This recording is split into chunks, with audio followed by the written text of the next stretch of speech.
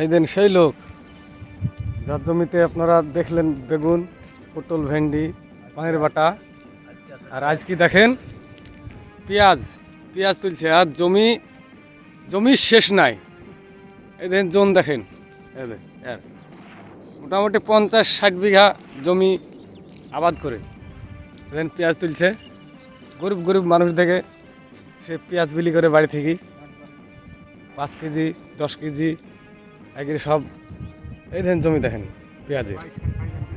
হ্যাঁ, এবার ঈদে দেখেন এই লোক ঈদে বহু পেঁয়াজ রসুন যা লেগেছে সব প্রায় মানুষকে দিয়েছে মাংস রান্নার জন্য।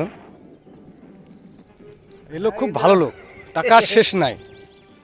দেখেন দেখেন দেখেন এই লোক একবারও হাসি পাবেন না, কিন্তু দেল ভালো, বুঝলেন?